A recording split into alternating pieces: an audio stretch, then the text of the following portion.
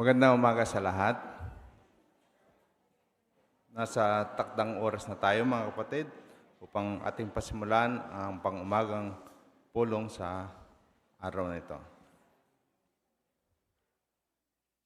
Malugod kayong tinatanggap ang lahat at pasimulan natin ito sa pamamagitan ng masiglang pag-awit sa ating mga aklat-awitan. Song number 148, Laan ni Jehovah ang Kaligtasan.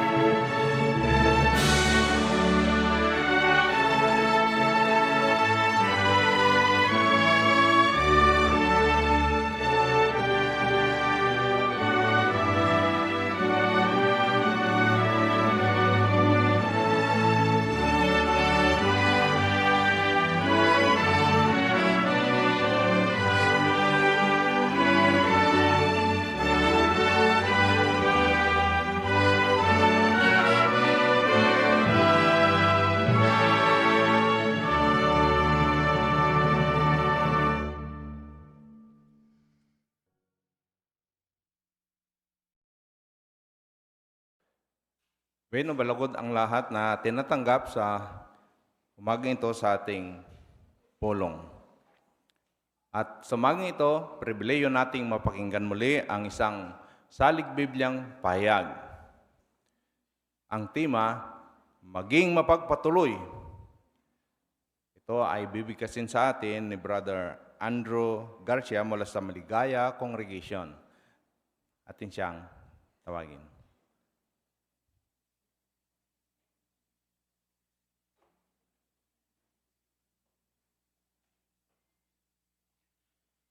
Sa mga taong malapit sa atin, sa mga taong nasa circle of friends natin, natural lang na maging mapagpatuloy tayo. Kahit dito sa inyong congregation, may kani-kanya kayong mga circle of friends, hindi ba?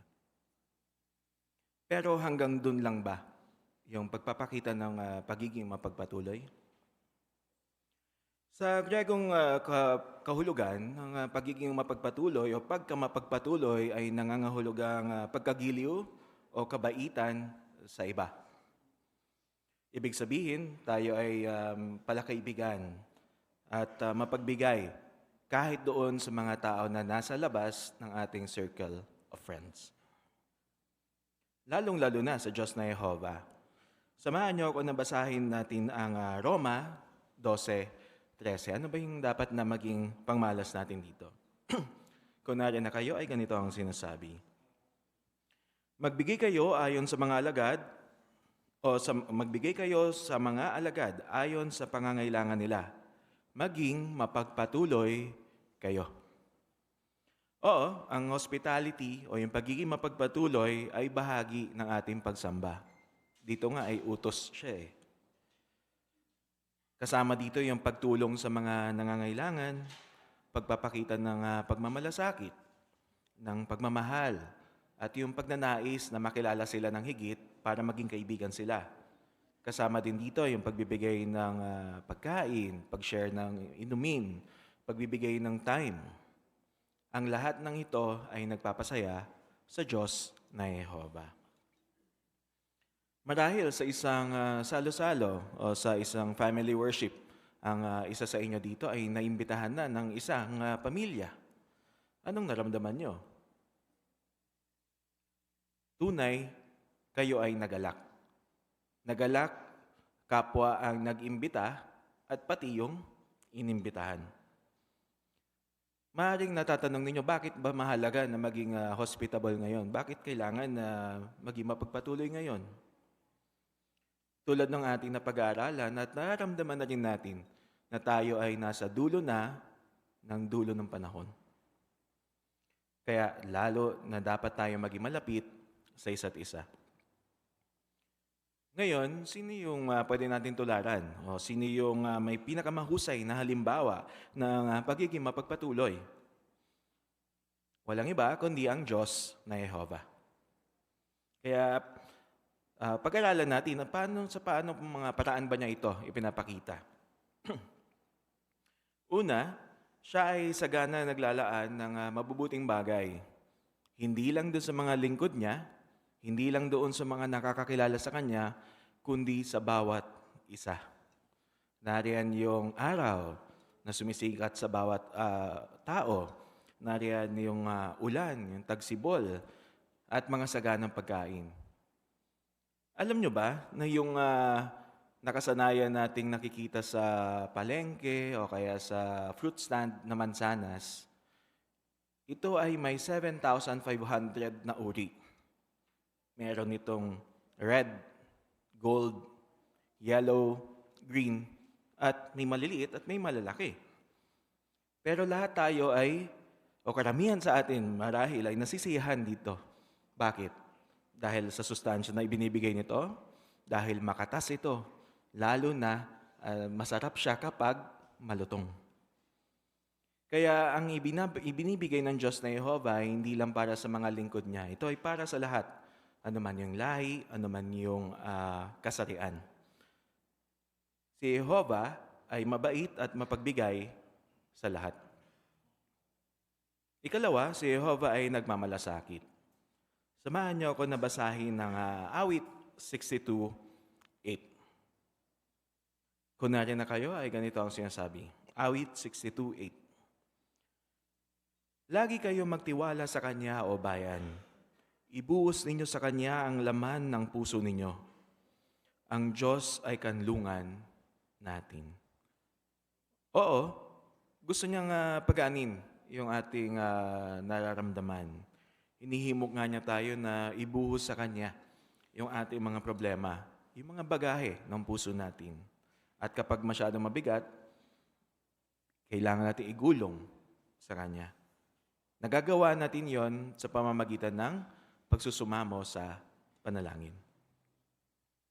Kaya tulad nung nabanggit kanina, ano yung naramdaman ng Diyos kapag nagiging mapagpatuloy tayo? Samahan niyo naman ako sa pagbabasa ng Kawikaan 19:17.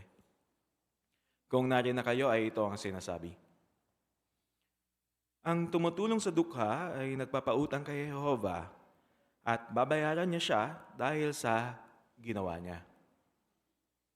Pinapatunayan ng teksto na yan na ang Diyos na Jehovah ay ang perpektong halimbawa ng pagiging mapagpatuloy. At kapag tinutularan natin siya, ikinagagalak niya yon. Ano pat, tinuturing pa nga niyang utang niya sa atin kapag tayo ay naging mapagbigay o mapagpatuloy sa iba. Para bang sinasabi niya na, salamat sa pagtulong mo sa kapatid mo. Hayaan mo, ako ang bahala sa iyo. So nakita natin yung paano ipinapakita ng Diyos na Jehovah yon. Tingnan naman natin, bisitahin natin yung tatlong magagandang halimbawa naman sa Biblia na tungkol sa pagiging hospitable. Yung una ay si Abraham. Marahil naalala nyo pa ito na may tatlong strangers na pumunta sa kanila. Mga bisita. So hindi niya to kaano-ano. Pero malalaman natin na mga mensahero palang anghel ito ng Diyos na Jehovah. Dahil hindi niya kilala, iniwasan ba sila ni Abraham? Hindi. Itinuring niya silang mga bisita. Siya ay sumalubong sa kanila, imukod pa nga siya. Sabi niya, mapahinga muna kayo dyan. Nag-alok pa siya na hugasan yung paa ng mga ito. At nagbigay pa siya ng makakain nila. Sama-sama nating basahin yung mga nangyari doon sa Genesis 18:6-8. Genesis 18:6-8. Kung nariyan na kayo, ganito ang sinasabi. Genesis 18:6-8.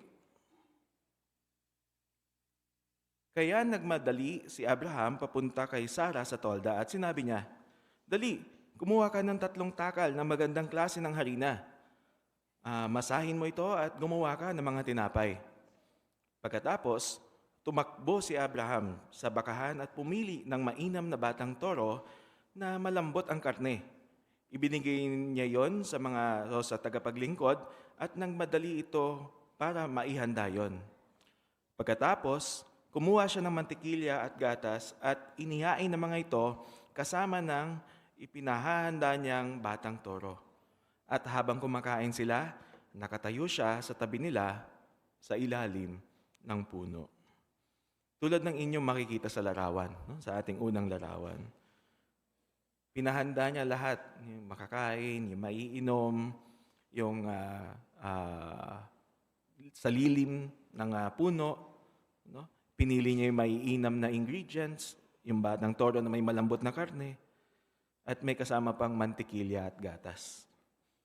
Ano ang aral? Tayo ay tinuturuan nito na mauna sa pagiging mapagpatuloy. Nakita natin si Abraham na tumakbo kahit kung saan-saan. Pwede sanang iutos lang niya yun . Patawagin niya yung mga alipin niya at sabihin kung paano gagawin. Pero hindi. Siya yung nanguna para asikasuhin yung mga bisita na hindi naman niya kaano-ano. Kalawa, nagpakita din siya ng kapakumbabaan. Imbis na sabihin lang niya, iutos lang niya mula sa malayo, malugod siyang naglingkod sa mga ito. Inisip kasi ng isang taong mapagpakumbaba na mas nakakahigit yung kanyang mga bisita o yung kanyang kausap kaysa sa kanya. Ikalawang halimbawa ay si Panginoong Hesus naman. Makikita natin sa mga nangyaring ito na ginamit niya yung kanyang kapangyarihan para tulungan yung iba.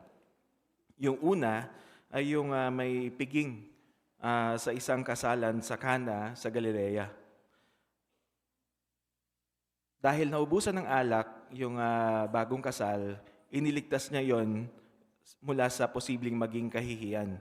Isipin nyo, ang daming mga bisita pero naubusan na ng maihahain na alak.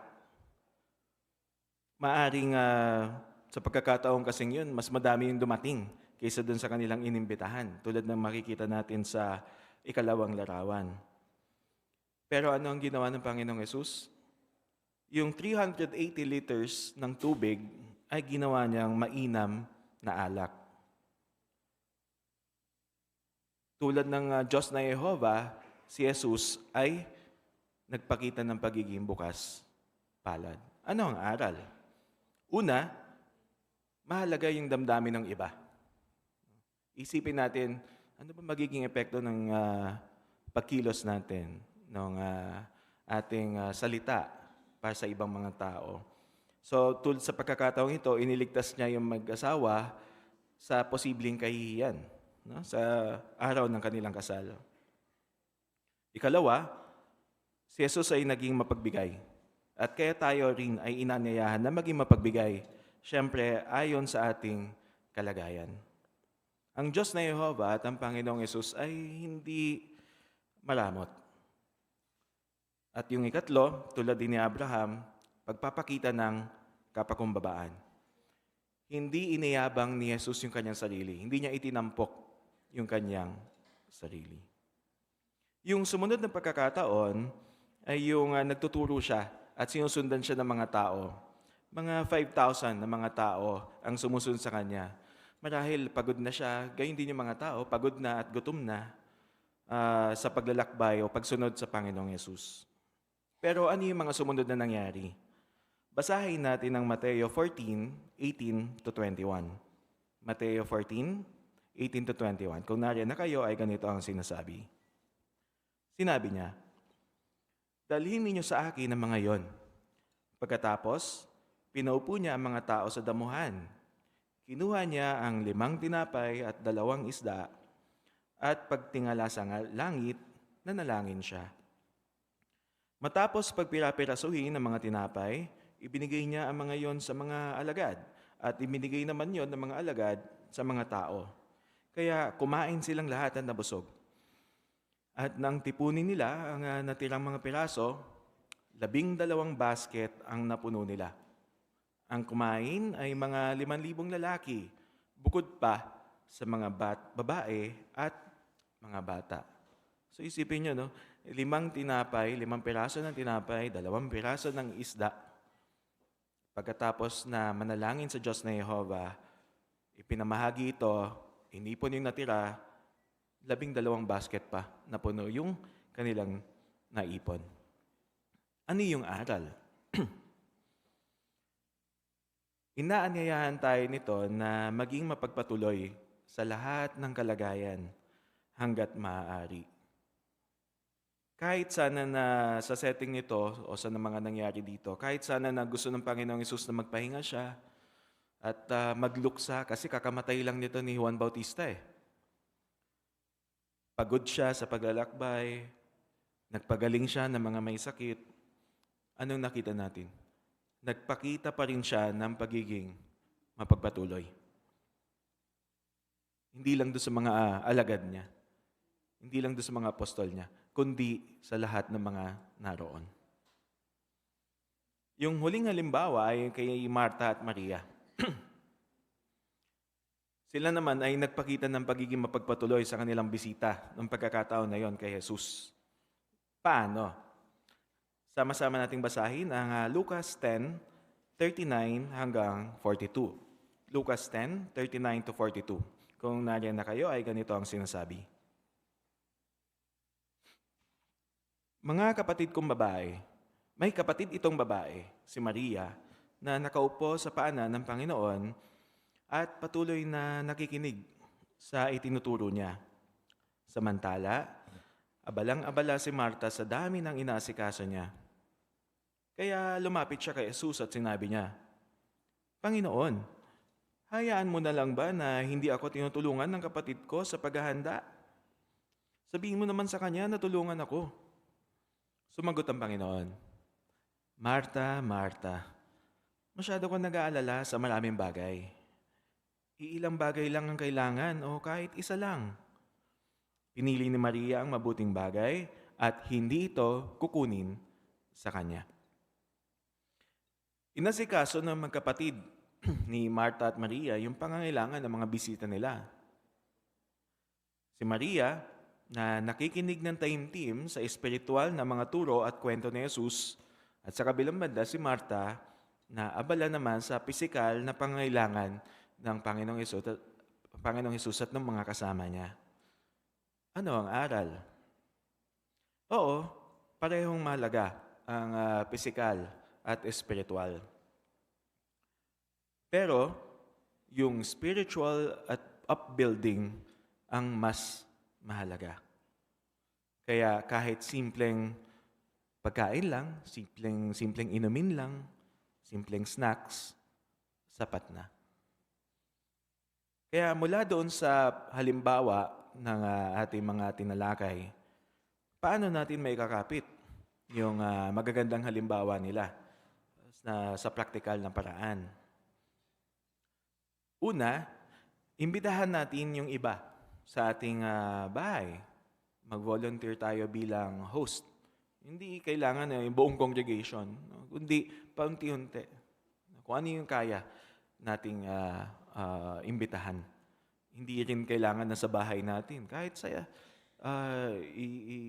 ibang lugar. Kahit nga dito sa likod ng inyong Kingdom Hall. Tulad ng itinuro sa atin ni Jesus sa karanasan ni na Maria at Marta, hindi kailangan maraming handa. Yan, tulad ng makikita niyo sa ikatlong larawan. Ano yung nakikita niyo dyan? Meron lang kaunting prutas, may salad, sapat na. Ito yung isang experience mula sa ating Watchtower 2018 March. Kwento ito ng bagong misyonero mag-asawa. Isang gabi, mabigat na homesickness yung naramdaman ng iyong asawang babae na missionary. 7:30 p.m., bigla may kumatok. Ang kumatok pala yung Bible study nila. May dala itong 3 piraso ng oranges. Dala daw nila yon kasi welcome gift nila. Sila naman, wala pa silang masyadong mga pagkain eh. So naghanda lang sila ng 1 basong tubig, tsaa, tsaka hot chocolate. Isa pa, magkaiba yung wika nila. Sila nagsasalita ng English, yung Bible study nila na nandun sa lugar na yon ay Swahili naman. Pero bagaman ganun yung sitwasyon, naroon yung pag-ibig. Ito ang nakatulong doon sa mag-asawang missionary na magsimula sa masayang pakikipagkaibigan nila doon sa Bible study nila na yon at maging doon sa community. Kaya ano ang tamang motibo sa pagiging mapagpatuloy? Basahin natin ng Roma 1:11 at 12. Roma 1:11 at 12, kung nariyan na kayo, ay ito ang sinasabi. Dahil nananabik akong makita kayo para makapagbahagi sa inyo ng pagpapala mula sa Diyos na magpapatatag sa inyo, o sa ibang salita, para makapagpatibayan tayo ng pananampalataya. So ang tamang motibo sa pagiging hospitable ay ang magpatibay. Hindi yung magyabang o magpasikat sa ating mga bisita. Magpatibay. Yung mga kakakilala lang ba natin yung dapat natin na ini-invite? Hindi. Hinihimok tayo na anyayahan pati yung mga hindi pa natin gaanong kilala. Ano man yung edad nila, ano man yung probinsya nila, saan man sila nagmula, kahit nga yung mga mahiyain sa ating congregation. Pagkakataon, yung mga gathering na makilala sila ng higit. Ikalawa, patibayin at tulungan ng mga kapatid na nangangailangan. Tulad ng ating makikita sa ika-4 na picture,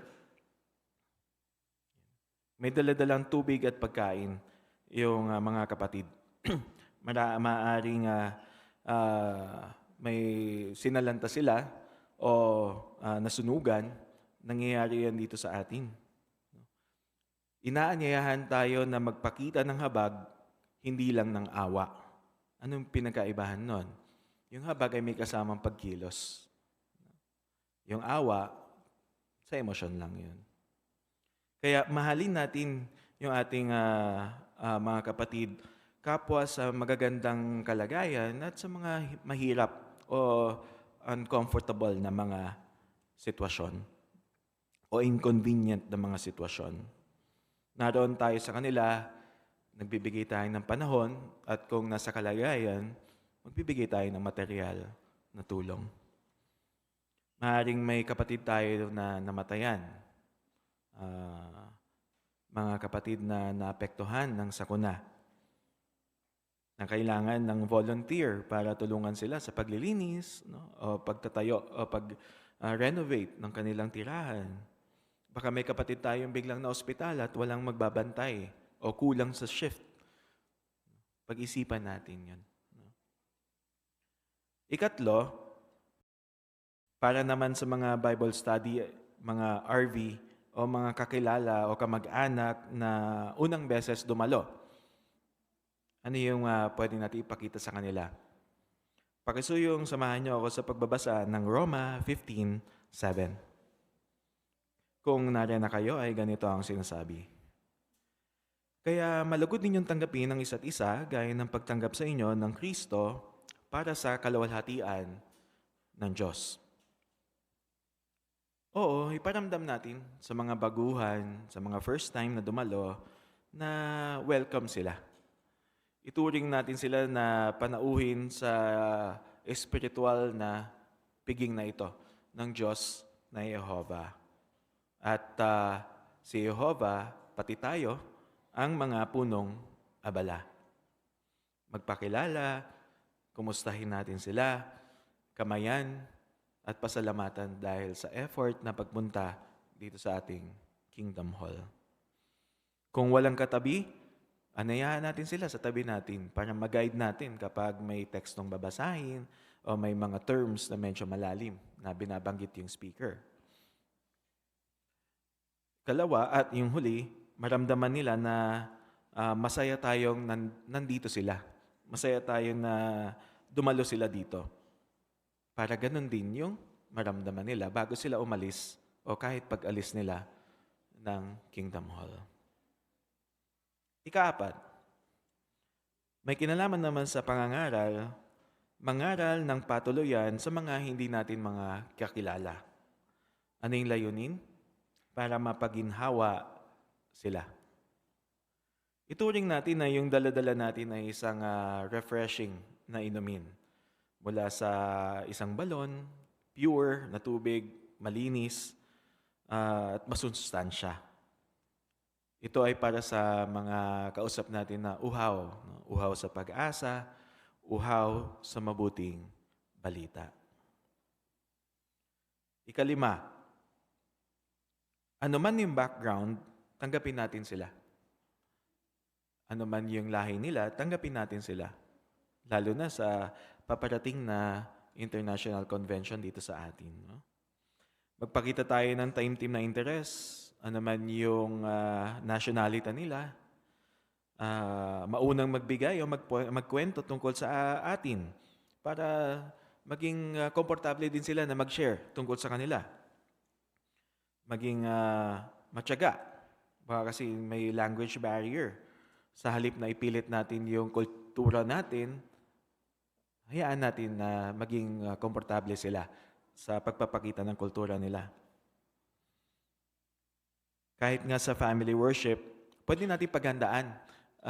Paano ba yung mga simple mga salita na maaaring maintindihan nila, na madali nating masasabi, o mga pagkain, mga snack na pwede nating alokin sa kanila.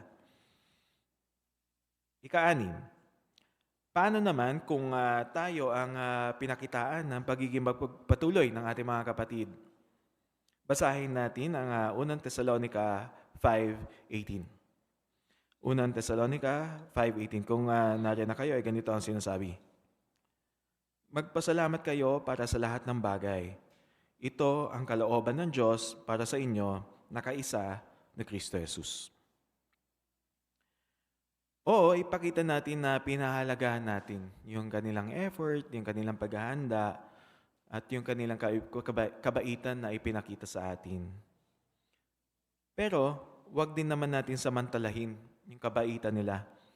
Baka naman sobrang dalas na natin na inaasahan na ililibre nila tayo. Sobrang dalas na pinupuntahan natin sila sa bahay nila. Minsan, aabot pa ng gabi. So, baka natatamaan na natin yung personal sana na time nila para sa kanila. So, maging makonsiderasyon at nakapagpapatibay na bisita. Huwag din tayo mag-cancel basta-basta. Lalo na kung may nagsabay na paanyaya. Kung hindi maiiwasan, sabihin natin kagad na, ay, hindi ako makakapunta. Babawi kami. Ano man yung naihanda, pahalagahan din natin. Kasi depende yan sa kalagayan. Tulad ng ating mga napag-usapan kanina, hindi kailangan na mag-aarbo. Kundi kahit simple, maaring tayo din ay magdala, pwede rin yan. Igalang din natin yung kultura nila o customs. Baka sa kultura nila, lalo na sa mga ibang lahi, kailangan scheduled. Hindi tulad dito sa atin, okay lang na surprise visit. Baka may ibang family din na ayaw na mag-abala pa yung mga bisita na magdala ng pagkain. Gusto nila sila lang yung maghahanda para hindi mahirapan yung mga bisita nila. Maging makonsiderasyon din tayo sa ganoon. No? Alamin natin. No? Baka sa ibang kultura, pag tumanggi sa unang paanyayaya, ito pala ay pagpapakita ng paggalang. Parang sa atin, medyo humble lang tayo. Ay, sorry, kahit hindi na. Pero sa iba, baka masama pala sa loob nila kapag tinanggihan mo sila. So anong punto? Ang goal natin ay mapasaya yung mga nag-anyaya.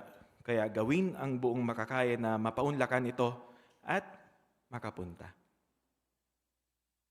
Bilang huling teksto, basahin natin ng Kawikaan 3:27. Kawikaan 3:27. Kung nariyan na kayo, ay ito ang sinasabi. Huwag mong ipagkait ang mabuti sa mga nangangailangan ng tulong. Kung kaya mo namang gawin ito. Kaya humanap tayo ng mga pagkakataon na magpakita ng pagiging mapagpatuloy. Tulad ng ating mga nakitang halimbawa, mga napag-usapan, tayo na yung mauna. Gumawa din tayo ng hakbang, kahit simple. No? Simpleng salo-salo, simpleng handa. At hindi lang din pare-parehong mga tao yung iniimbitahan natin. Haluan natin o ibahin natin paminsan-minsan. At hindi ito isang beses lang, kundi dapat ito ay maging habit natin. Gawin itong kaugalian. Dahil, tulad na nabanggit ng unang bahagi, ito ay bahagi din, part ng ating pagsamba. Kaya ano yung mga pagpapala? Makikinabang tayo at ang iba dahil ito ay nakakaginhawa, nakakahawa, at nakapagpapalapit sa isa't isa. Kaya ating natutuhan na kailangan nating tularan si Jehovah, si Jesus, at ang mabubuting mga naging lingkod ng Diyos na Jehovah para ang bawat isa sa ating kongregasyon ay masiyahan, maginhawaan, at maging malapit sa isa't isa na sama-sama naglilingkod ng mga sigla sa ating Diyos na si Jehovah.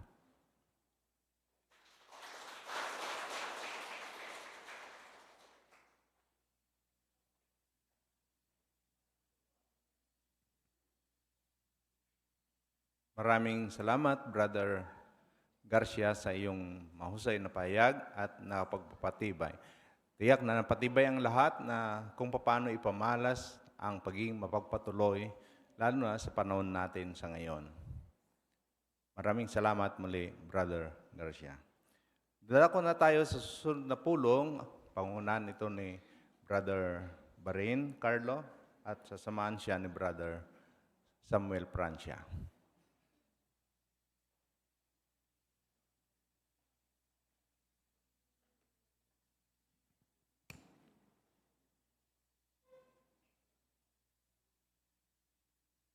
Buksan natin mga kapatid yung kalawang bahagi na ating pagpupulong, ang pag-aaral ng artikulo sa Ambantayan sa pamagitan ng pag-awit ng song number 133.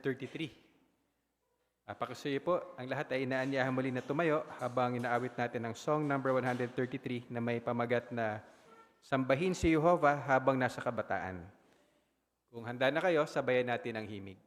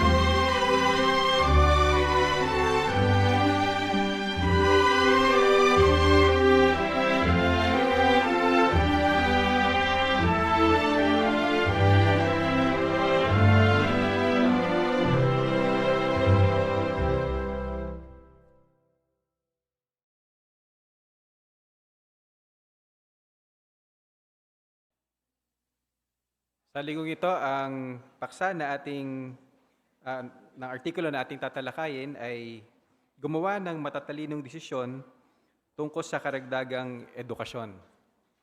Ang temang teksto natin ay Kawikaan 14:15 na ang sabi, pinag-iisipan ng marunong ang bawat hakbang niya. Kaya habang tinatalakay natin itong artikulong ito, matututuhan natin kung ano yung mga dapat pag-isipan kapag nagdidesisyon tungkol sa karagdagang edukasyon at kung paano makakatulong ang mga prinsipyo sa Biblia. Meron itong tatlong subtopic. Yung una, dapat ka bang kumuha ng karagdagang edukasyon? Yung pangalawa, suriin ang motibo mo. Bakit ba tayo kukuha ng karagdagang edukasyon? At yung pangatlo, suriin ang edukasyong gusto mo. Kaya habang tinatalakay natin yung mga parapo, abangan natin yung sagot doon sa tatlong review questions natin sa dulo. Yung una, base sa Galatia 6:5, sino ang dapat magpasya para sa isang Kristiyano kung kukuha siya ng karagdagang edukasyon? Yung pangalawa, ano ang dapat na maging tingin ng mga Kristiyano sa karagdagang edukasyon? At yung huli, anong mga bagay ang dapat pag-isipan ng isang Kristiyano kapag nagdidesisyon siya tungkol sa karagdagang edukasyon? Tiyak ko na excited na kayo doon sa ating tanong-sagot na pagtalakay. Kaya pakisuyaan natin si Brother Sam Francia sa pagbasa ng unang dalawang parapo. Anong plano mong gawin sa buhay mo? Kung kabataan ka, baka maraming beses nang naitanong sa iyo yan. Siyempre, ang pinakamagandang magagawa mo sa buhay mo ay ang paglingkuran si Jehovah ng buong panahon. Pero, kailangan mo ring magtrabaho para masuportahan ang sarili mo. At malamang na pinag-isipan mo na kung ano ang pwede mong maging trabaho paglaki mo. Pinag-isipan din yan ng maraming kabataan. At ipinakikipag-usap nila yan sa mga magulang nila. Para makahanap ng trabaho, may ilan na pinipiling kumuha ng karagdagang edukasyon kapag natapos na sila sa pangunahing edukasyon. Baka naisip mo na rin, kukuha ba ako ng karagdagang edukasyon? Kung sakali, anong klase ang kukunin ko? Tatalakayin sa artikulong ito ang mga prinsipyo sa Biblia na makakatulong sa iyo na makagawa ng matatalinong desisyon tungkol dito. Pangunahin ng para sa mga kabataan ang artikulong ito, pero makakatulong din ito sa sinumang Kristiyanong nagnanais kung kukuha siya ng karagdagang edukasyon. Makakatulong din ito sa mga magulang para magabayan nila ang mga anak nila. Maraming salamat. Tanong natin sa 1 and 2A, anong mga desisyon ang kailangang gawin ng mga kabataan? Anong mga desisyon ang kailangang gawin ng mga kabataan? Ito muna tayo kay Brother Miliano na maliit.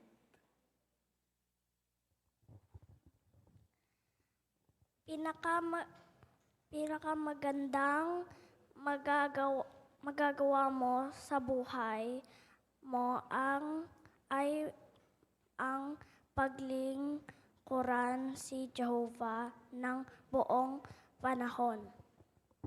Okay, maraming salamat. Tama, meron pa? Kay Sister Maridel. Kailangan rin magtrabaho para masuportahan ang sarili. Tama po. So magkaugnay yan. Yung unang sagot kanina, pangunahin sa atin yung paglilingkod kay Jehovah, pero kailangan natin magtrabaho din. Sister Cabanyas.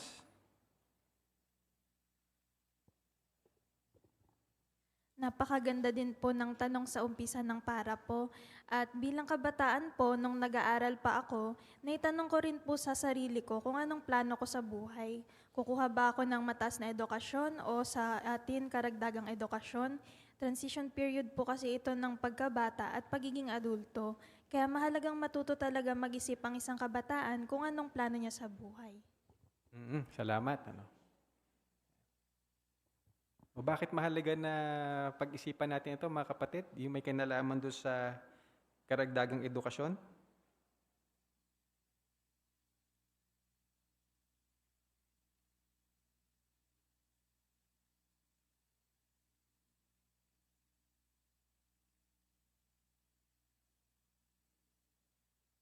Sister Gaspay. May ilan po kasi na kailangan po ng karagdagang edukasyon para makahanap sila ng trabaho. Pero may mga sitwasyon naman po na hindi iyon kailangan. Nakakahanap po sila ng trabaho. Okay, salamat. Pero para mas maging malinaw sa atin ito, yung B, ano ang ibig sabihin ng terminong karagdagang edukasyon? Ano daw ba yung ibig sabihin ng terminong karagdagang edukasyon? Dito muna tayo kay Sister Kayubit sa likod. Ito po yung tumutukoy sa anumang circular na edukasyon o training, karagdagan pa sa tinuring ng gobyerno na pangunahing edukasyon. Kasama dyan yung maikli at mahabang kurso sa universidad o kolehiyo, trade school, technical school, at vocational school. Okay, maraming salamat po. Kaya dito sa yung setting dito sa ating bansa, tukuyin nga natin alin dito yung basic o yung pangunahing edukasyon at saka ano naman yung karagdagang edukasyon. Dito sa atin, hanggang saan yung masasabi natin na basic, hanggang saan naman nagsisimula yung karagdagan na edukasyon. Kay Sister Gaton.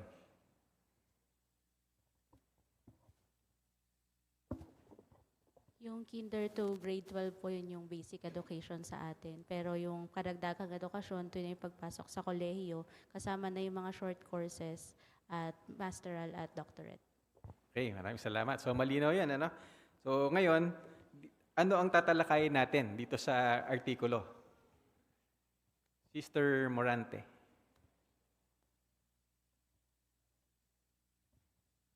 Tatalakayin po sa artikulong ito ang mga prinsipyo sa Biblia na makakatulong sa atin na makagawa ng matatalinong desisyon tungkol dito.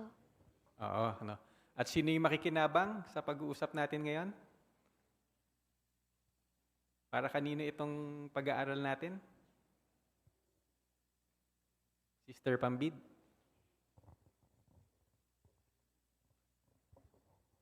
Bukod doon sa mga anak o mga kabataan, makakatulong din ito sa mga magulang para magabayan natin ng lubusan yung magiging desisyon ng ating mga anak. Okay, maraming salamat. Kaya punta tayo doon sa unang subtopic natin. Dapat ka bang kumuha ng karagdagang edukasyon sa paragraph 3? Sa ilang lugar, pwedeng magkaroon ng maayos na trabaho ang isa kahit hindi na siya kumuha ng karagdagang edukasyon. Pero sa ibang lugar naman, baka kailangan ito para makahanap na isang trabaho na mas maganda ang kita o schedule.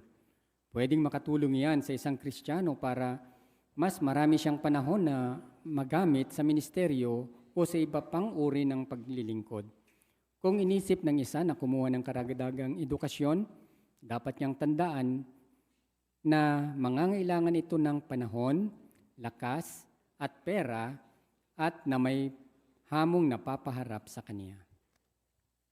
Tanong natin sa 3, bakit may mga Kristiyano na kumukuha ng karagdagang edukasyon? Sister Moscosa.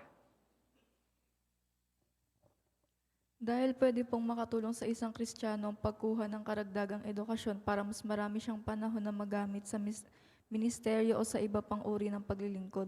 Ngunit dapat po tandaan ng isa na mangangailangan ito ng panahon, lakas at pera at may mga hamong mapapaharap sa kanya.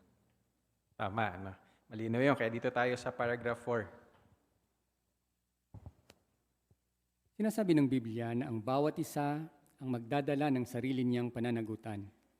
Kaya ang bawat adultong Kristiyano ang magpapasya para sa sarili niya kung kukuha siya ng karagdagang edukasyon. Responsibilidad naman ng mga magulang na magpasya tungkol dito para sa mga anak nilang minor de edad. At pwede rin nilang gabayan ang anak nila para makagawa ito ng matatalinong desisyon tungkol sa edukasyon kapag adulto na ito. Tanong natin sa 4, sino ang dapat magpasya para sa isang Kristiyano kung kukuha siya ng karagdagang edukasyon? Sister Espejo. Sa Galatia 6:5, sabi na ang bawat isa ang magdadala ng kanyang sariling pananagutan. So kung pupunta tayo sa study note sa tekstong ito, tumutukoy ito sa pananagutan ng isang Kristiyano sa Diyos na siya mismo ang dapat magbuhat. Ngunit may responsibilidad din ng mga magulang na magpasya, lalo na kapag minor na edad ang kanilang anak. Pero kung isang may gulang na ang ating anak, kailangan din ng gabay ng mga magulang para makagawa ng matalinong desisyon. Tama, no? So, bawat isa sa atin ang magpapasya. Karagdagan pa si Brother Espejo?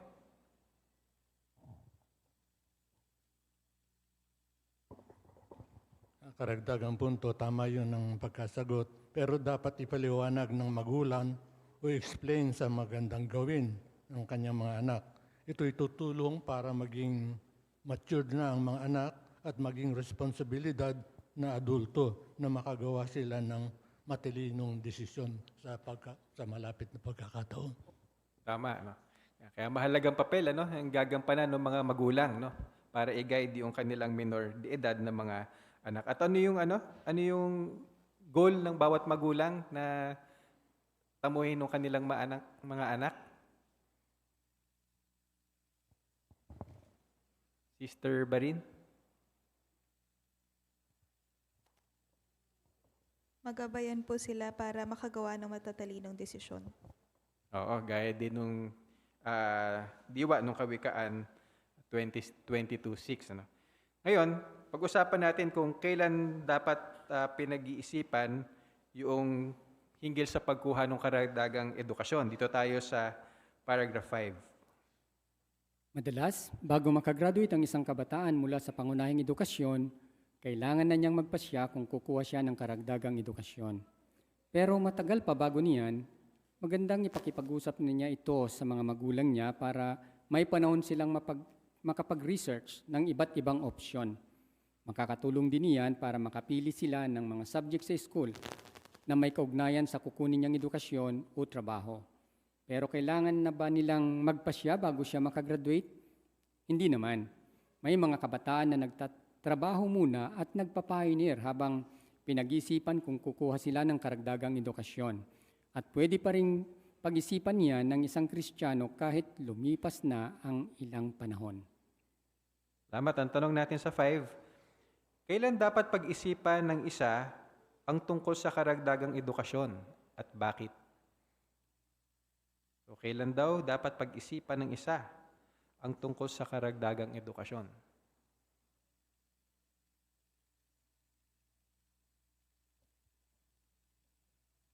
Sister Barin. Maganda itong pag-isipan habang maaga pa bago pa graduate para may sapat na panahon na mag-research, pag-usapan bilang pamilya at makapaghanda kung ano ang pinakaangkop na direksyon. Hindi para madaliin yung desisyon, kundi para maging maingat at mapag-isipan ng bawat hakbang. Kahit ganon, kung hindi pa malinaw ang desisyon, pwede pa rin itong pag-isipan kahit nakatapos na ang pag-aaral. Okay, maraming salamat. Kadalasan na ba sa atin mga kapatid, kailan pinag-uusapan yung kung kukuha ng karagdagang edukasyon at kung anong course yung kukunin? Usually, kailan yan napag-uusapan madalas? Brother Tisara. Madalas ang nangyayari talaga after matapos yung primary education, tsaka lang napag-uusapan yung karagdagang edukasyon. Kaso kapag nangyari yun, magiging padalos-dalos na.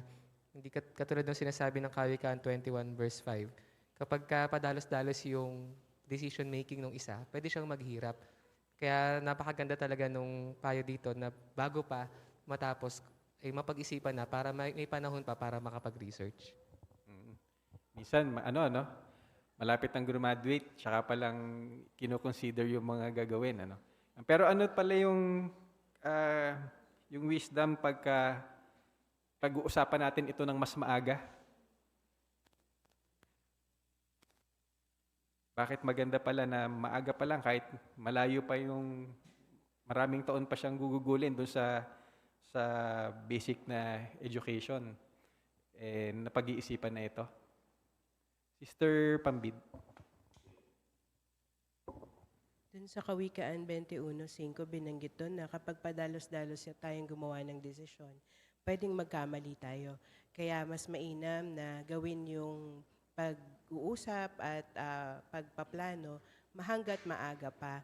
Usually, sa equivalency ngayon na grade 9, pinag-uusapan na kung saan mag-exam na school, kung mag-a-add ng higher education. Kaya habang maaga, pinag-uusapan na yun ng pamilya. Tama po. Sister, Francia. May mga kabataan na nagtatrabaho muna kasi masyadong maaga pa, baka hindi pa nila alam kung ano talaga yung kukunin nila. At habang nagtatrabaho, nagpa-pioneer sila.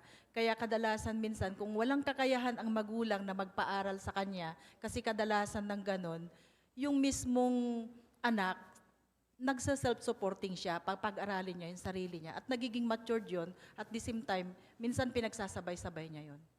Okay, salamat po. Brother Banikid.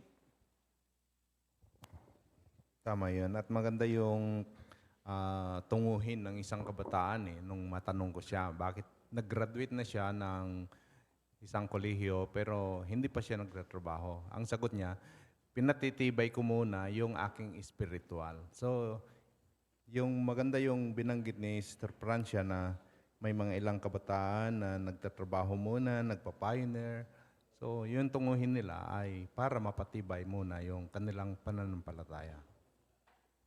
Okay, salamat. Doon sa pagpili nung, kung meron tayong napagpasyahan na kukunin na course pagkatapos nung basic na education, paano makakatulong yun doon sa mga kinukuha natin ng mga subjects? May epekto ba yan, mga kapatid? Kaya maganda na maaga pa lang napag-uusapan na ito at nag-guide na rin yung mga estudyante.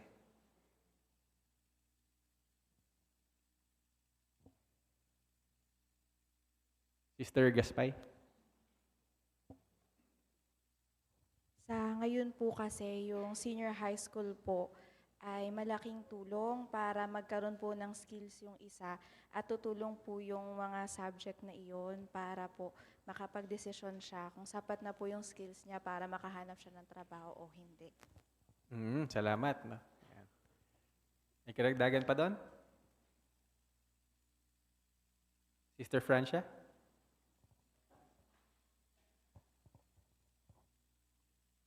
Minsan kasi kapag yung subject mo, yung ilang units lang ba yung kukunin mo, baka naman i-full load niya yung units. Baka wala na siyang panahon sa Kristiyanong mga gawain. Kaya napakahalaga talaga na isa lang alam yung mga subjects para may panahon siya sa spiritual. Okay, salamat. Brother Emiliano.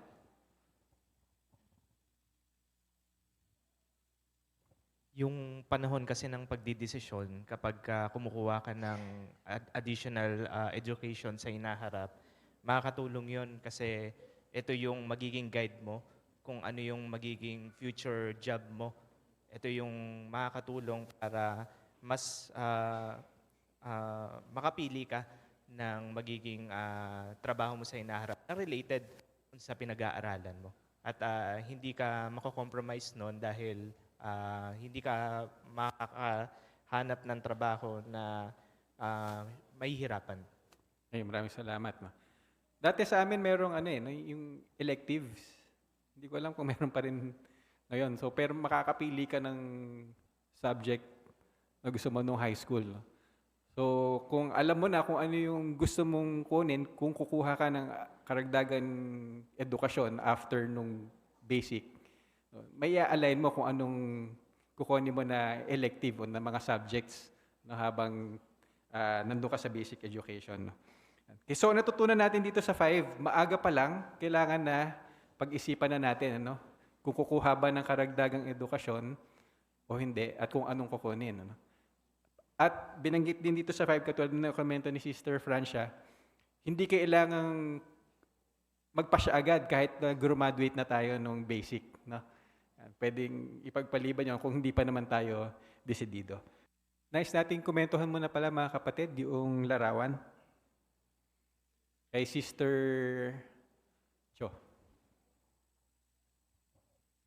May kita po sa larawan na habang maaga pa lang po ay tinutulungan na ng mga magulang yung kanilang anak na pag-isipan yung tungkol sa karagdagang edukasyon. Marami pong pamphlet ng iba't ibang school sa mesa at may hawak na rin po yung kabataang sister na nagpapakitang marahil ay may paaral na siyang napili o nagugustuhan. Pero sa halip po na hayaan siyang magpasya agad, maingat po siyang ginagabayan ng kanyang mga magulang sa tulong ng Bible at JW Broadcasting. Ipinapakita po nito na bago timbangin yung iba't ibang option sa edukasyon, inuuna po muna nilang alamin yung pananaw ni Jehovah. Dahil po dito, natutulungan nila yung kanilang anak na maingat na suriin yung bawat option at makagawa po ng matalinong desisyon tungkol sa karagdagang edukasyon. Okay, maraming salamat. Okay, pupunta tayo dun sa susunod na para po natin sa 6. Ano ang makakatulong sa iyo na makagawa ng matalinong desisyon tungkol sa karagdagang edukasyon? Ipanalangin mo iyon kay Jehovah. Pagkatapos, gawin ang sumusunod. Una, suriin ang motibo mo. Ikalawa, suriin ang edukasyong pinag-iisipan mong kunin. Pag-usapan natin ngayon ang mga iyan. Dito ngayon tayo sa tanong natin sa 6. Ano ang makakatulong para makagawa ang isang Kristiyano ng matalinong desisyon tungkol sa karagdagang edukasyon? Kay Cham-Cham?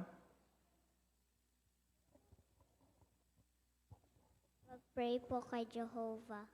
Yun, tama. Mahalaga yun, no? Yung panalangin kay Jehovah. Dito naman kay Ethan.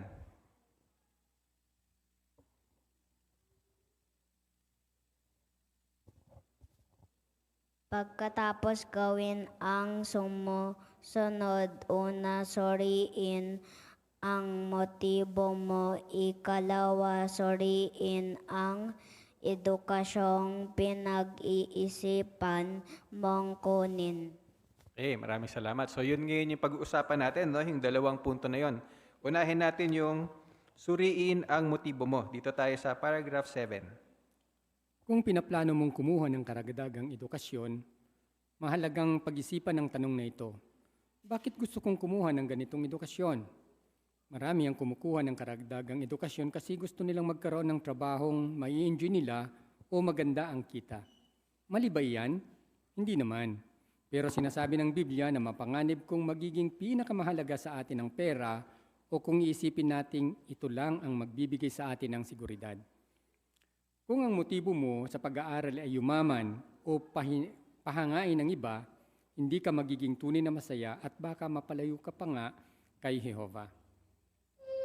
Tanong natin sa 7, ano ang dapat tiyakin ng isang Kristiyano kung pinaplano niyong kumuha ng karagdagang edukasyon? Sister Baswell.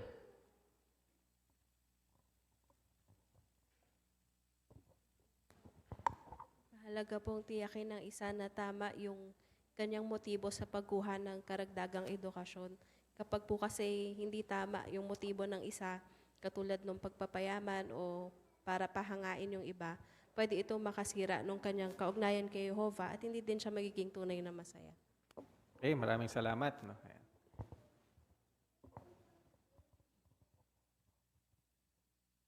So saan tayo, Brother Alburo?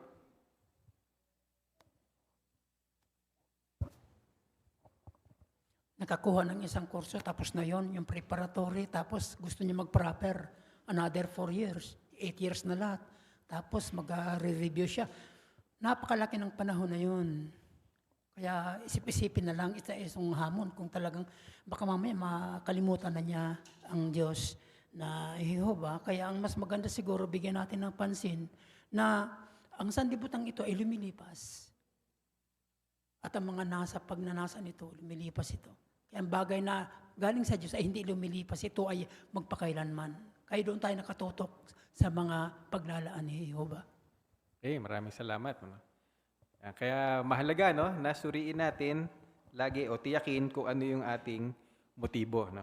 Dito ngayon tayo sa susunod na para po sa 8 and 9. Kaya ano ang dapat maging tingin mo sa edukasyon? Ang paglilingkod kay Jehovah ang dapat na maging pinaka-importante sa atin. Kaya itinuturing ang edukasyon na paraan para masuportahan ang sarili mo habang nakapokus ka sa buong panahong paglilingkod kay Jehovah. Tignan kung ano ang nakatulong sa isang Kristiyano para mapanatili ang tamang pananaw sa karagdagang edukasyon. Sinabi ni Josefina na taga Chile, kumuha ako ng karagdagang edukasyon para masuportahan ang sarili ko sa paglilingkod. Kaya hindi edukasyon ang pinakamahalaga sa buhay ko, kundi ang paglilingkod kay Jehovah. Kumuha naman ang sister na si Maureen ng isang taong kurso para maging hair stylist. Sinabi niya, goal kong maging need greeter. Kaya naghanap ako ng kursong makakatulong sa akin na maabot yan. Pagkatapos kong mag-aral, nagtrabaho ako bilang hair stylist. Kaya nakapag-ipon ako para makalipat sa isang lugar na malaki ang pangangailangan. At noong nandun na ako, nagamit ko ang pinag-aralan ko para makahanap ng trabaho. Ganito naman ang sinabi ni Iris, na kumuha ng mas mahabang kurso para maging dentista. May pakinabang naman ang karagdagang edukasyon, pero hindi yon ang magbibigay sa iyo ng tunay na tagumpay at kaligayahan. Ito lang ang sikreto. Kung nakasintro ang buhay mo kay Jehovah, diyan ka magiging tunay na matagumpay at masaya.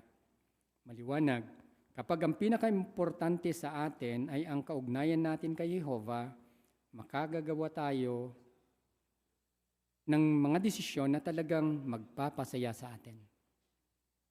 Tanong natin sa 8 and 9, ano ang dapat maging tingin natin sa edukasyon? Pero pabasa muna natin pala mga kapatid yung Mateo 6:33. Mateo 6:33.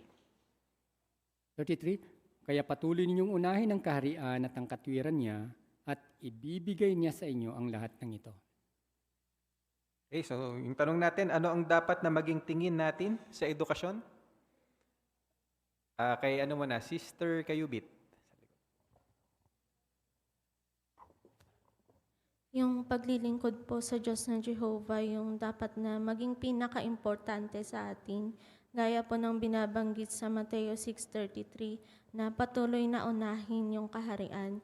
Kaya dapat pong ituring yung edukasyon na paraan para masuportahan yung sarili habang nakapokus sa buong pusong paglilingkod sa Diyos na Jehovah.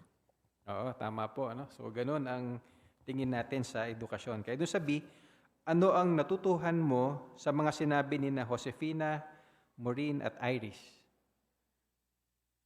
Sister Calara.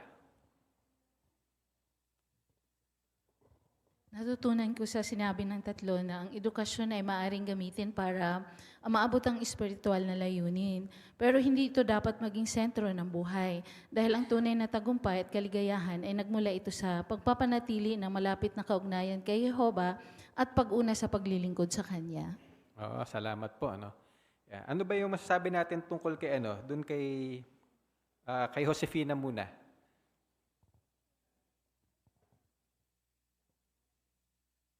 Sister Pambid.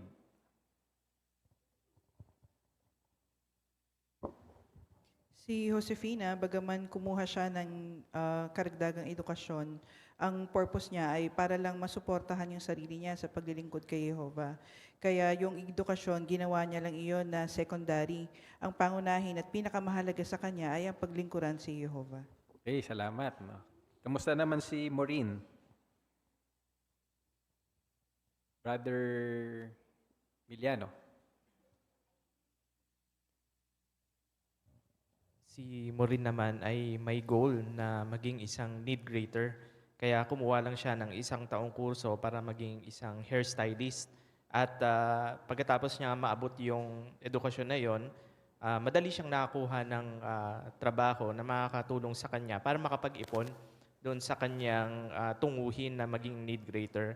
Kaya nung napunta na siya doon sa kanyang tunguhin, ay nakahanap siya ng madaling trabaho na makakatulong sa kanya para sa kanyang paglilingkuran. Okay, salamat. Sister Pambid. Si Iris naman, kumuha siya ng mas mahabang kurso para sa dental field. Pero ang sabi niya, bagaman meron mga advantages yun, yung formula pa rin ng simple na si Jehovah dapat ang sentro ng buhay. At ang edukasyon, hindi naman siya nagbibigay ng tunay na tagumpay at kaligayahan. Kaya dito sa tatlong to, makikita natin yung iba kumuha ng vocational courses, short courses, yung iba naman mas mahaba na pwedeng ituring natin na higher education or additional education. Pare-pareho sila na nagsabi na ang pinaka-sentro dapat ay ang pagkikipagkaibigan natin kay Jehovah. Okay, maraming salamat. So, karagdagan pa po kay Ate Estrella.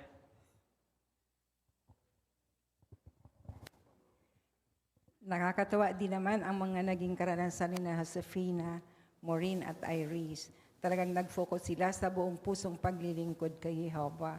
At iyon ang pinaka-importante sa kanila. Kailangan din naman ng edukasyon para masuportahan ang sarili nila habang naglilingkuran sila kay Jehovah. Okay, maraming salamat po kay Sister Zuniga.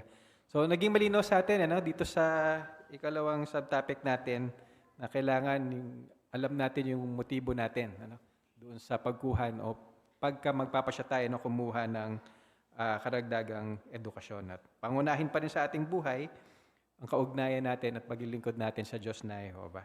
Dito tayo sa susunod, suriin ang edukasyong gusto mo sa paragraph 10. Baka may naisip ka ng kurso o training program na gusto mong kunin.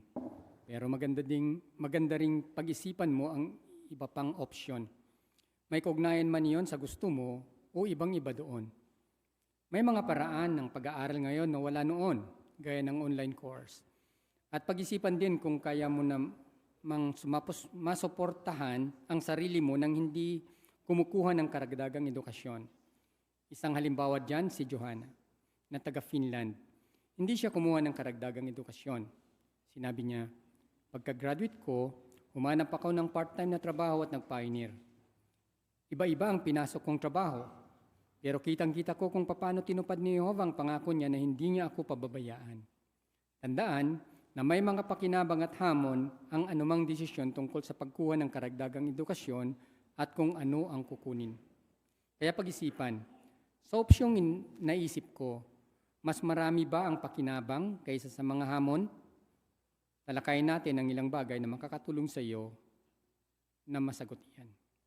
Basahin muna natin yung Deuteronomio 32:29. 29, sabi, kung marunong lang sana sila, pag-iisipan nila itong mabuti. Pag-iisipan nila ang kahihinatnan nila.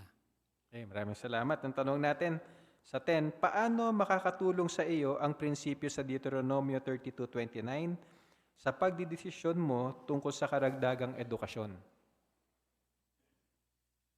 Sister Barin?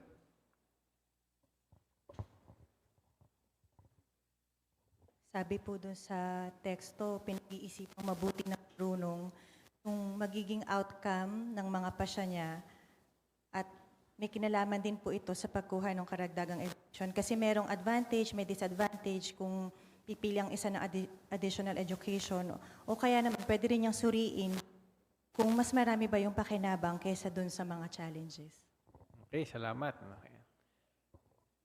Ano pa yung mga kailangan nating pag-isipan ding mabuti, no? O pag-aralan?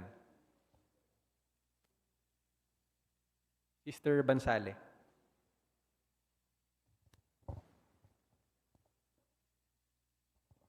Pwede din pong pag-isipan, baka kaya namang suportahan yung sarili kahit hindi na kumuha ng karagdagang edukasyon.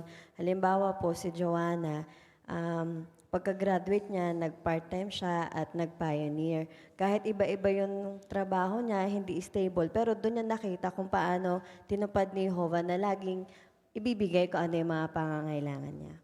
Okay, salamat. Ano? Eh kung hindi na pa na naman kailangan ng additional education, edi okay na. No? Wala na tayong pag-iisipan. No? Pero paano kung sa tingin natin, kailangan natin kumuha o gusto natin kumuha ng additional na courses o education? Ano yung mga kailangan din nating pag-isipan pa?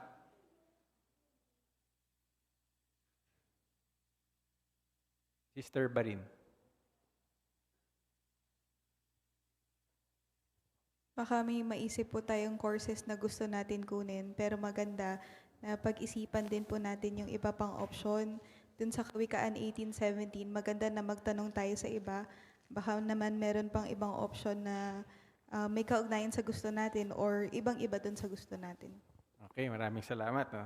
So malinaw yun, dito tayo sa 11.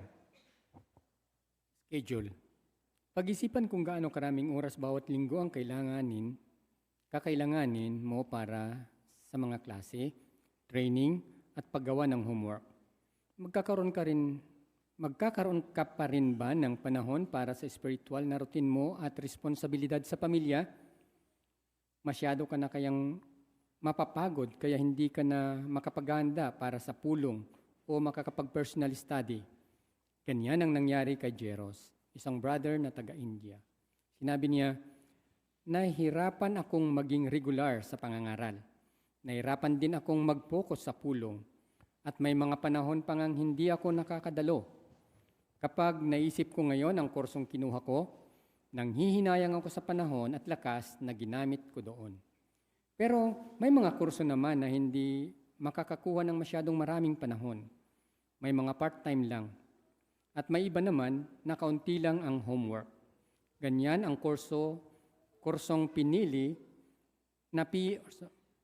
ganyan ang kursong napili ni Rebecca na taga Mozambique. At masaya siya sa naging desisyon niya. Sinabi niya, 2 oras lang sa isang araw ang klase ko. Kaya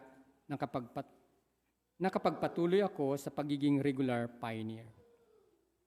Tanong natin sa 11, bakit mahalagang pag-isipan ang magiging schedule ng pag-aaral o training? Hey, Brother Garcia? Sa diwangan ng Filipos 1:10 na kailangan mas bigyan natin kahalagahan yung ating espiritualidad, no? Yung bigyan ng importansya yung ating espiritualidad dahil yun yung mas mahalaga. Kaya kung pag-iisipan yung karagdagang edukasyon, tingnan natin baka yung schedule na yon ay kumuha o tamaan yung ating midweek meeting.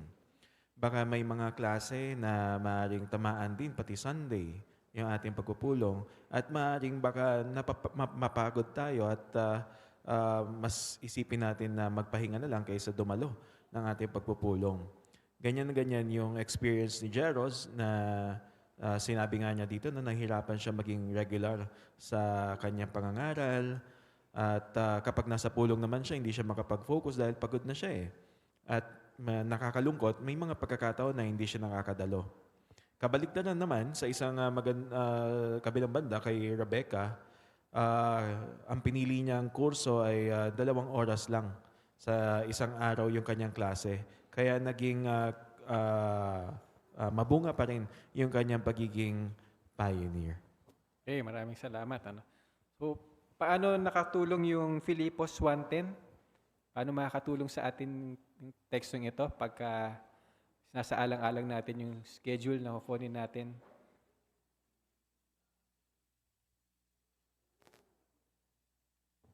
Brother Tisara? Dito sa teksto, makikita natin yung pag-focus dun sa mas mahalagang mga bagay. At makikita natin yan doon sa artwork na yung isang brother ay nagagawa niya ng lahat yung kanyang responsibilidad. Nakita natin yung pagiging balanse dahil meron siyang panahon na habang nag-aaral siya ay nakakapag-pulong pa rin, meron pa rin siyang regular na schedule sa paglabas sa larangan at ganoon din sa kanyang personal study. Okay, maraming salamat. So, naisaalang-alang na natin yung schedule. Tignan pa natin kung ano pa yung isa na kailangan nating pag-isipan dito sa 12. Haba ng pag-aaral. Pag-isipan kung gaano karaming buwan o taon ang kakailanganin para matapos ang naiisip mong kurso. Magagamit mo ba sa pinakamabuting paraan ng oras mo kung kukunin mo yan? Kung isa kang kabataan, siguradong gusto mong ibigay ang best mo kay Jehovah habang bata ka pa. Halimbawa, baka gusto mong mag-regular pioneer. Magagawa mo pa rin ba iyan kapag kinuha mo ang kursong iniisip mo? May kurso kayang katulad niyan pero hindi gaano kahaba. Halimbawa, sa mga vocational at trade school, pwede kang matuto ng mga skill nang hindi kasing tagal o kasing mahal ng pag-aaral sa mga universidad. Sinabi ni Mario na taga Chile, 2 taong technical course ang kinuha ko at mas mura yon kaysa sa kurso sa universidad. 4 na araw lang sa isang linggo ang klase ko. Kaya nakapagpa-pioneer pa rin ako habang nag-aaral. Kasi pong basahin din muna natin yung Ecclesiastes 12:1. Alalahanin mo ngayon yung dakilang may lalang habang kabataan ka pa, bago dumating ang panahon na puno ng problema at mga taon kung kailan sasabihin mo, hindi ako masaya sa buhay ko. Okay, maraming salamat. Tanong po natin sa 12. Pagdating sa edukasyon, paano magagamit ng isang Kristiyano sa pinakamabuting paraan ang oras niya? O paano magagamit ng isang Kristiyano sa pinakamabuting paraan ang oras niya? Sister Sir Dan.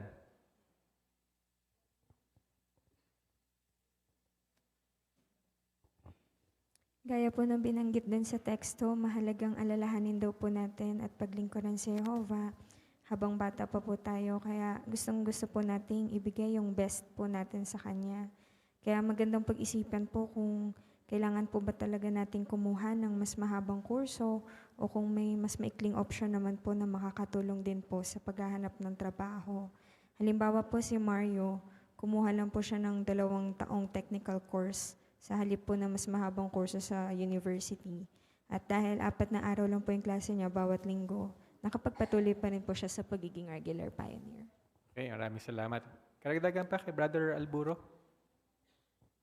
May kaugnayan doon sa binasa na teksto na walang pagsisisi na nauuna.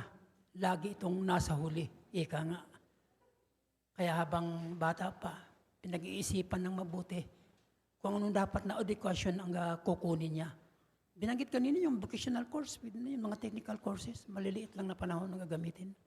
Okay, maraming salamat. Kaya, Sister Ursal, sa likod. May naalala akong video noon na ang speaker ay nagsuggest na kung halimbawa, ang hilig mo talaga medicine, instead na kukuha ka ng pagdoktor haba ng panahon na gugugulin mo, kuha ng nursing para mas maigsi. Kung gusto mo namang law, ay ang haba pagka-abogasya ang kukunin mo. Kaya kuha na lang ng paralegal. Okay, ano. So meron mga may mga options tayo na pwedeng tignan, ano. Pero ang punto, ang isasaalang-alang natin yung haba ng panahon na gagamitin natin sa pag-aaral, no. Kung hindi ba natin ito pagsisisihan at may apply pa rin natin yung Ecclesiastes 12:1, ano. Okay, so malinaw 'yon. Dito tayo sa 13. Lokasyon.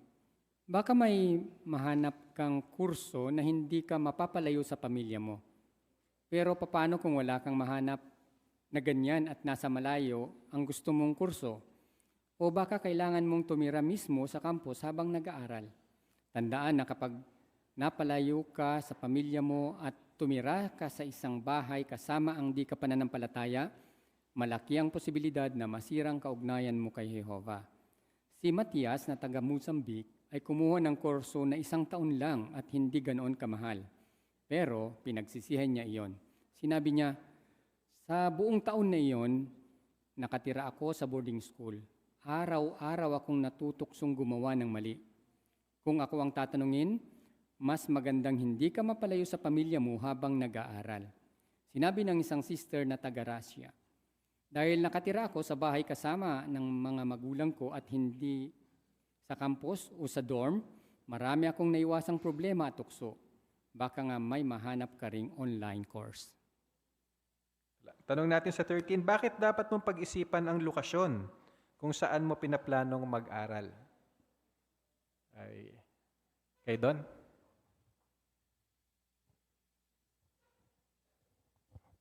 Dapat po nating pag-isipan ang lokasyon ng pag-aaral dahil maaari po itong makaapekto sa kaugnayan natin kay Jehovah. Kung posible po, mas mabuting mag-aral malapit sa pamilya o kumuha ng online course upang maiwasan ng masasamang impluensya at mga tukso. Okay, maraming salamat. Ayan. Sister Pambid?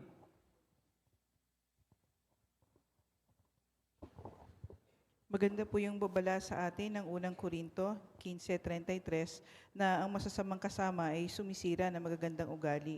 At malamang na gano'n ang mangyari kung sila ay mamumuhay malayo sa impluensya ng pamilya o ng mga kapatid sa kongregasyon.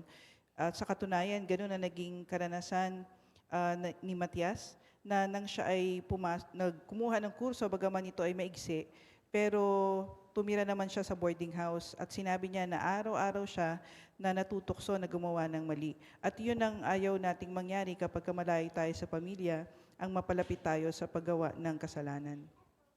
Salamat. Kaya meron din panganib, pagka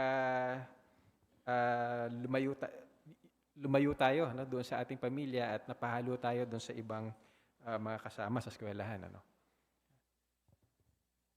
Kamusta yung yung naging komento naman ng isang sister sa Russia, Brother Baswell?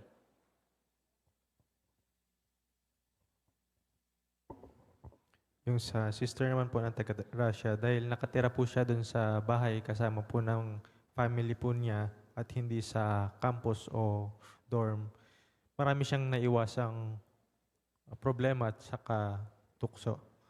Kaya yun po yung napakagandang halimbawa na pwede nating tularan. Okay, salamat. So kasama yan mga kapatid doon sa kailangan nating isaalang-alang yung lokasyon. Dito ngayon tayo sa 14. Gagastusin. May mga kurso na hindi gaano kamahal. Mayroon pa nga na sinasagot na ng gobyerno. Kung ganitong kurso ang kukunin mo, hindi mo kailangan gumastos ng malaki para matuto ng mga skill na magagamit mo sa trabaho. Pero sa maraming lugar, napakamahal ang karagdagang edukasyon at baka may mga dagdag pang gastusin, gaya ng pagbabayad sa tutor o mga klase para makapasok ka sa isang school. May ilan na nabaon sa utang dahil sa kursong kinuha nila. Pinagsisisihan ni Adelson, isang brother na taga Mozambique, ang kursong napili niya. Ikinento niya, may mga pagkain at pangangailangang isinakripisyo ng pamilya ko para mabayaran namin ang 4 na taong kurso ko. Habang sinusuri mo ang isang kurso, pag-isipan ito, magkano ang magagastos ko dito? Kaya ko ba o ng pamilya ko na mabayaran iyon? Meron bang mas murang opsyon? Kung kailangan kong umutang, gaano katagal bago ko iyon mabayaran? Sasapat kaya ang magiging sweldo ko para masuporta ng sarili ko at mabayaran ang utang na iyon? Salamat. Basahin din natin yung Lucas 14:28. Lucas 14:28. Halimbawa, sino sa inyo na gustong magtayo ng bahay ang hindi muna uupo at kukwentahin ang gastusin para malaman kung sasapat ang pera niya para matapos iyon? Salamat. Tanong natin sa 14, paano makakatulong sa iyo ang prinsipyo sa Lucas 14:28 kapag pinag-iisipan mong kumuha ng karagdagang edukasyon? Sister Serdan.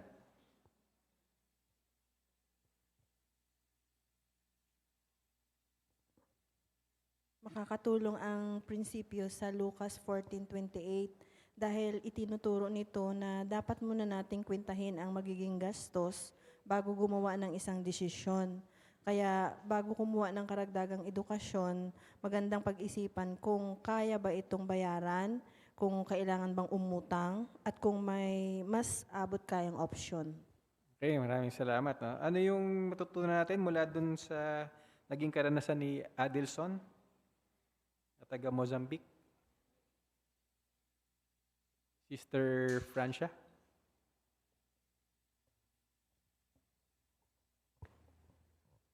Dahil may mga magulang na hindi kayang magpaaral ng kanilang sariling anak or minsan talagang gusto naman ng anak na mag-aral. So ang desisyon ang naging karanasan dito ni Adelson ay nangutang na lang.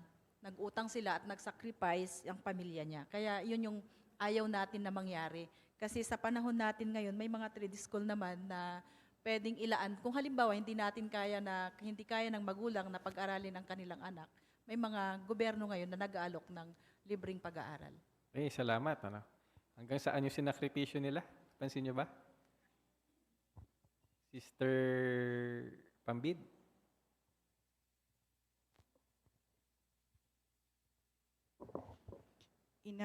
Umabot sa punto na pati yung pagkain ng kanilang pamilya at yung ilang mga pangailangan nila na isakripisyo niya dahil dun sa kurso na napili niya. Kaya pinapayuhan tayo dito na mag-research talaga bago tayo magdesisyon. Isipin natin kung yung kursong pipiliin ba natin ay meron namang mga alternative na mga options. Dito sa Pilipinas, meron tayong mga TESDA courses sa halip na kumuha tayo ng mga universidad ng mga kurso. Okay, salamat. Ano? So mahalaga na pag-isipang mabuti may kinalaman sa gastusin. Dito tayo sa susunod, sa 15. Mga posibleng maging trabaho. Pag-isipan ng mga trabahong kailangan sa lugar ninyo o sa lugar na plano mong lipatan. Makakahanap ka ba talaga ng trabaho sa kursong gusto mong kunin? May mga kurso na puro idea at filosofya lang ang itinuturo kaya hindi ka matututo ng mga skill na kailangan mo para sa trabaho. Sinabi ng isang sister na taga-India, sa kursong kinuha ko, hindi ako natuto ng mga skill na kakailanganin ko sana sa trabaho. Hindi tuloy ako nakakuha ng trabaho na may kaugnayan sa pinag-aralan ko. May mga kurso naman na nagtuturo ng mga skill, pero kaunti lang ang available na trabaho para sa skill na yon. Halimbawa, kumuha si Sublime ng isang brother mula Central African Republic ng isang kurso sa pag-ayos ng mga aircon. Sinabi niya, sa lugar namin, sanay ang mga tao na mag-repair ng sarili nilang gamit. Kaya nahirapan akong maghanap ng trabaho. Sa 15 ang tanong, bakit dapat mo ring isipin ang mga posibleng maging trabaho sa kursong gusto mong kunin? Sister Serdan.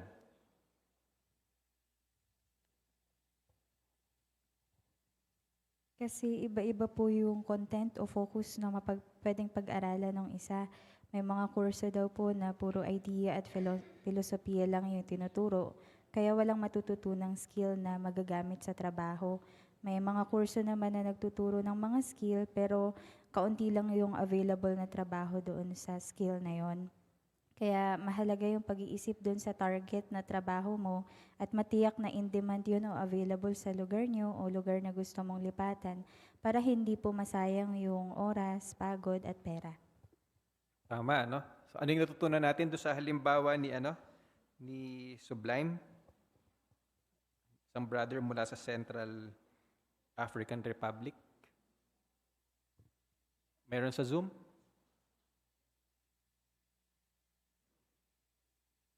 Sige po. Ang halimbawa nga dito si Sublime na isang brother na taga Central African Republic. Kumuha siya ng course na pagre-repair ng mga aircon. Pero doon sa lugar nila, sanay yung mga tao na mag-repair ng sarili nilang mga gamit. Kaya hindi tuloy siya naging successful doon sa course na nakuha niya at nahirapan siyang makahanap ng trabaho. Oo, tama po, no? Baka masayang lang yung pinag-aralan natin, ano? Kung di naman natin magagamit. Aircon technician, tapos lahat naman pala nung taga doon sa kanila marunong mag-repair. Sino mag-hire sa kanya, no? O kaya wala namang gumagamit ng aircon sa lugar na yon. So pag-isipan natin kung talagang meron ba tayong paggagamitan noong kurso na kinuha natin. Okay, dito tayo sa susunod na para po, sa 16. Pag-isipan din ang klase ng trabahong pwede mong makuha. Ma-enjoy mo ba iyon? Ano ang karaniwang kalagayan sa trabahong iyon? Panganib ba iyon o nakaka-stress? Masyado bang competitive ang mga nasa ganoong trabaho? Magkano ang karaniwang sweldo doon? Makakasuporta ba iyon sa iyo? Kailangan mo bang patuloy na mag-aral para sa trabahong iyon? At ang pinakamahalaga, magagawa mo pa rin bang unahin ang kaharian? Siyempre, kapag kaunti lang ang available na trabaho, hindi tayo pwedeng maging sobrang mapamili. Pero tandaan, pwedeng makaapekto sa mga trabahong mapagpipilian mo ang edukasyong kukunin mo. Kumuha si Tabetha na taga-India ng 6 na buwang kurso sa pananahi. Sinabi niya, naisip ko na makakatulong sa pagpapioneer ko ang pananahi. Hindi kasi nawawalan ng customer ang trabahong iyon. Flexible din ang schedule at hindi ko kailangan ng malaking puhunan. Dahil sa kursong iyon, nakahanap si Tabetha ng trabahong makakasuporta sa pagpapioneer niya. Bakit magandang pag-isipan ng klase ng trabahong makukuha mo sa kursong gusto mo? Bakit daw magandang pag-isipan ang klase ng trabahong makukuha mo sa kursong gusto mo?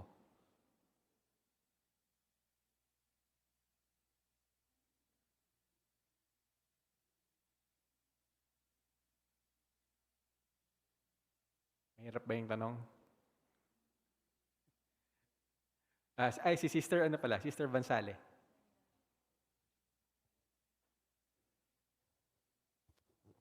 Marami po kasing dapat i-consider. Halimbawa, may enjoy ba natin yung trabahong yon? Ano ba yung environment sa trabahong iyon? Mapanganib ba yon? Nakaka-stress? Competitive ba? Magkano ba yung sweldo? Makaka-support ba yun sa atin?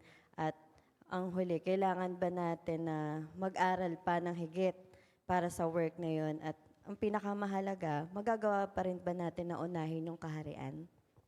Salamat. At ano daw yung tatandaan natin? Meron nakalagay dyan sa para po, natatandaan natin.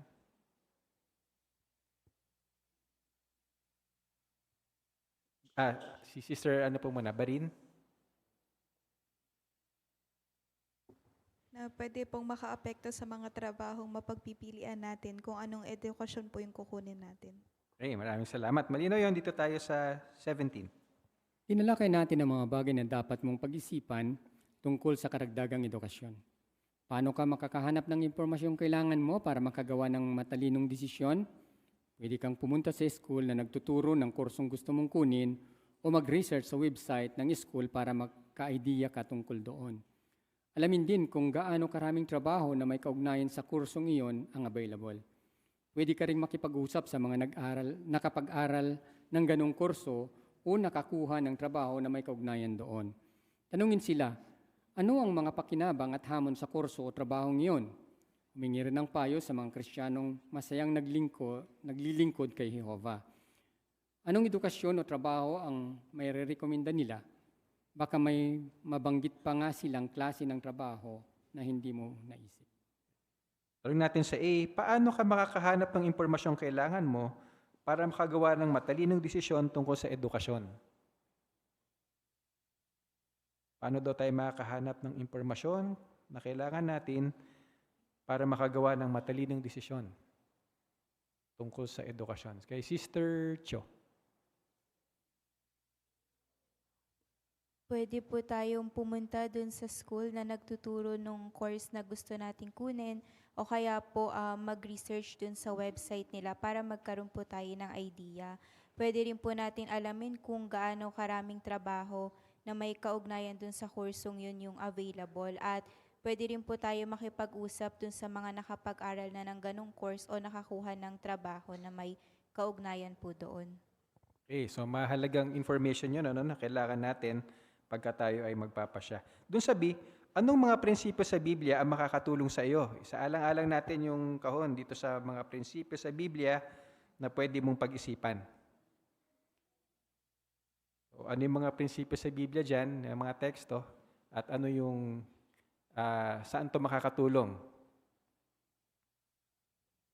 Sister Barin.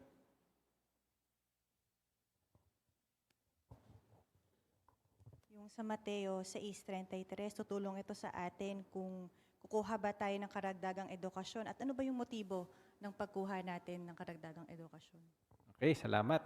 Meron pa? Brother Tisara? Doon po sa Filipos 1:10, yung mas mahalagang bagay. Kaya dito matatansya ng isang kung pipili sa pagpili ng edukasyon, kung gaano karaming oras bawat linggo yung magagamit niya sa pag-aaral, sa paggawa ng mga homework. Kaya matitiyak niya na yung mapipili niyang edukasyon ay hindi makakaapekto sa mga spiritual na mga gawain. Okay, salamat. Sister Bobares?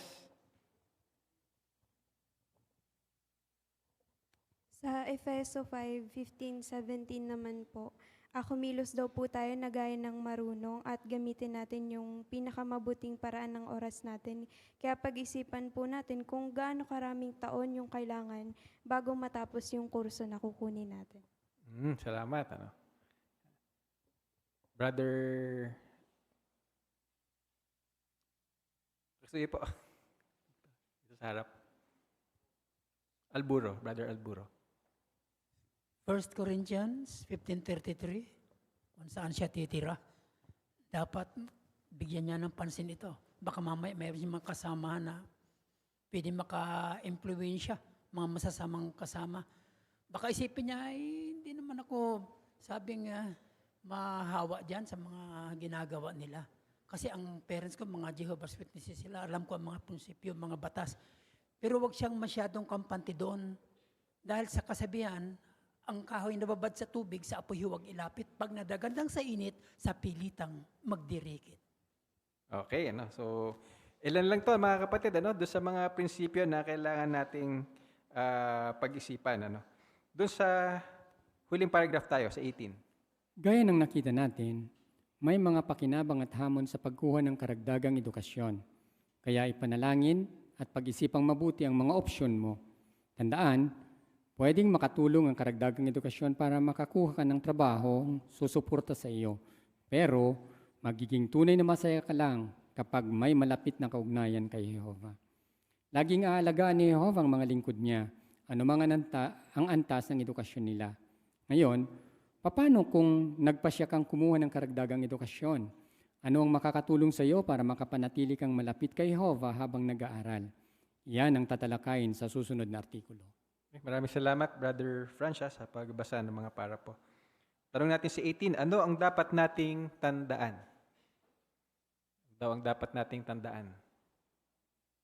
Sister Banikid. Tandaan natin na yung pagkuha ng karagdagang edukasyon ay makakatulong naman talaga sa atin na makakuha ng mga trabahong susuporta sa atin sa paglilingkod natin kay Jehovah.